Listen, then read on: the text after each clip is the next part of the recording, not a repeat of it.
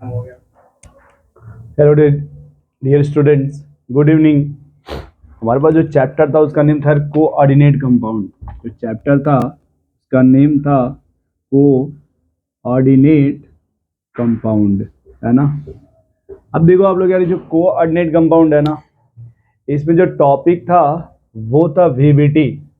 इसमें जो टॉपिक है वो है VBT, means valence bond theory. VBT का मतलब होता है वैलेंस बॉन्ड थ्योरी। अब देखो जो वीबीटी है इसको सॉरी वैलेंस बॉन्ड थ्योरी बोलते हैं। इसका मीनिंग क्या होता है कि देखो यहाँ पे ये जो सेंट्रल मेटल एटम होता है ना, ये कहते हैं कि central metal atom have vacant orbital and this orbital, थोड़ा देखो बैग में और मार्कर है क्या मेरे, दिस ऑर्बिटल दिस देख लो एक बार आप किसी में, this orbital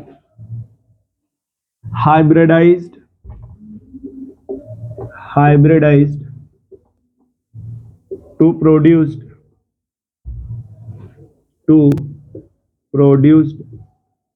equal number of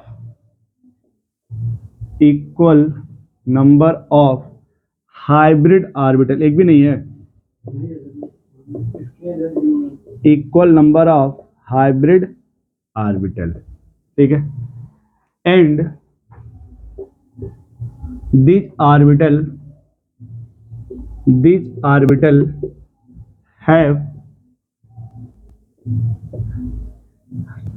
orbital have equal energy and equal shape,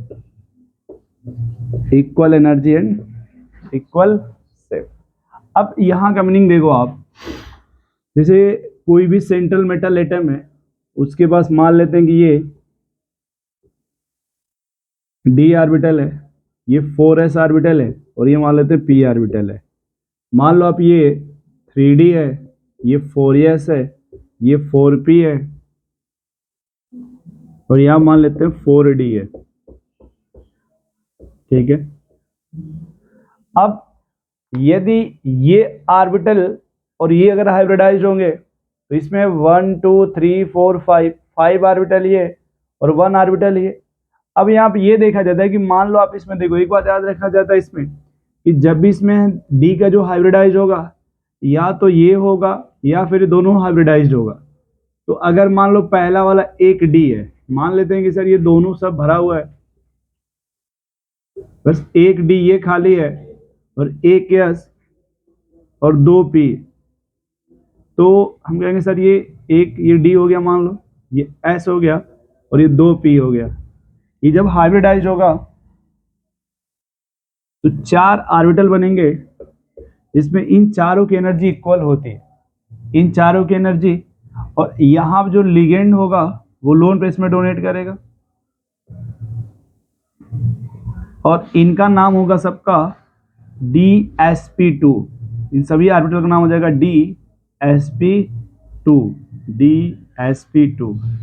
इसको सब बोलेंगे DsP2। अब यहाँ पे कुछ टर्म ये आते हैं कि सर अगर ये जो ऑर्बिटल है, अगर हम पहले यूज कर ले कोऑर्डिनेशन नंबर 4 किसका, तो इस कोऑर्डिनेशन 4 पे ये पता करते हैं इससे कि सर ये जो 4 में उसमें सर हाइब्रिडाइजेशन क्या होगा, दूसरा उसमें ज्योमेट्री क्या बनेगा, तीसरा उसमें उसका मैग्नेटिक मोमेंट क्या होगा, चौथा उसका कलर प्रॉपर्टी में पैरा या डायमैग्नेटिक क्या होगा, उसमें उसको बोलते हैं मैग्नेटिक नेचर। एक होता है मैग्नेटिक म्यू, मान लो आप हो गया ये, और एक हो गया उसका नेचर मतलब इलेक्ट्रोफाइल है या न्यूक्लियोफाइल है, और एक बोलता है उसमें स्पिन। खैर ये तो इसमें नहीं पूछेंगे, 4 सवाल पूछा जाता है कि अगर वो उसका हाइब्रिडाइजेशन 2 टाइप का होता है, या तो sp3 होगा या फिर DsP2 होगा।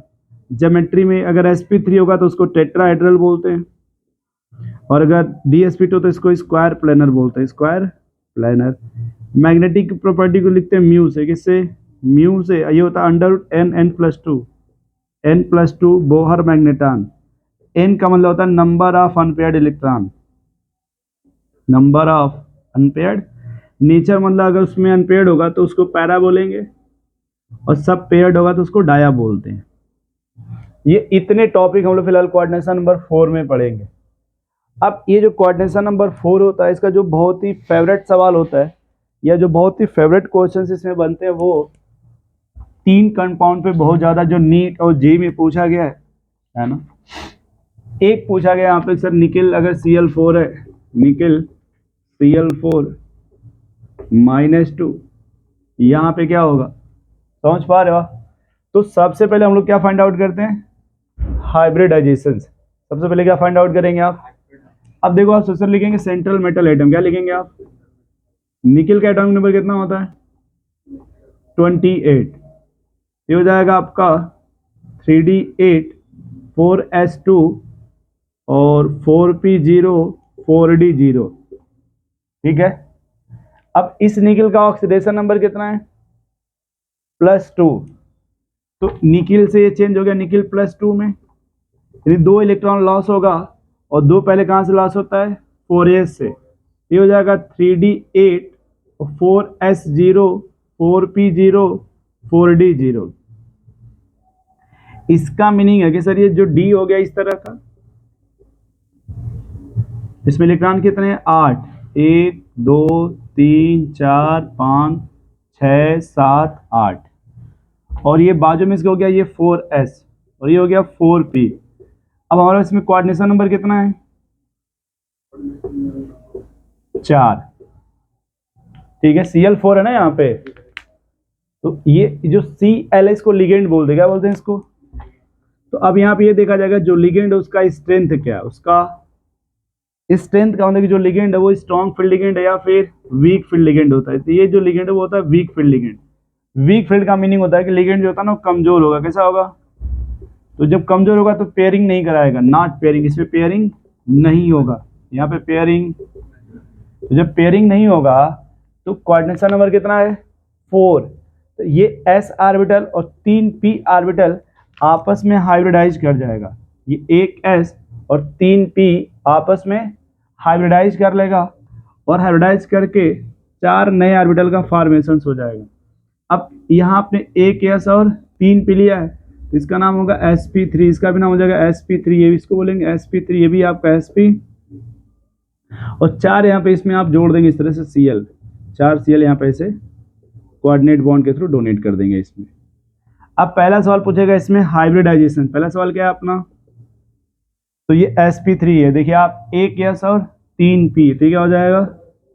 दूसरा ज्योमेट्री, अगर sp3 है तो इसको बोलते हैं टेट्राहेड्रल, टेट्राहेड्रल। तीसरा मैग्नेटिक मोमेंट म्यू, देखिए इसमें अनपेयर्ड इलेक्ट्रॉन, ये 2 अनपेयर्ड इलेक्ट्रॉन, कितने? 2 अनपेयर्ड इलेक्ट्रॉन है। तो यहाँ लिखेंगे अंडर रूट 2 + 2 2 2 + 2 4 4 × 2 √8 हो जाएगा। रूट, अब थोड़ा सा कॉमन से सुनो यार, मैंने सुना है √9 का वैल्यू होता है 3, तो √8 थोड़ा सा कम है क्या 9 से? तो जगह 2.8, कितना? बोहर मैग्नेटान। फिर सुनो यार, √9 की वैल्यू कितना होती है? √9 से थोड़ा सा कम है ना √8, तो थोड़ा सा 3 से कम हो जाएगा, 2.8 बोहर मैग्नेटॉन। और अनपेयर्ड इलेक्ट्रॉन है क्या? ये होता है पैरामैग्नेटिक। ये क्या हो जाएगा? पैरामैग्नेटिक। यार नोट कर लो आप इतना तो।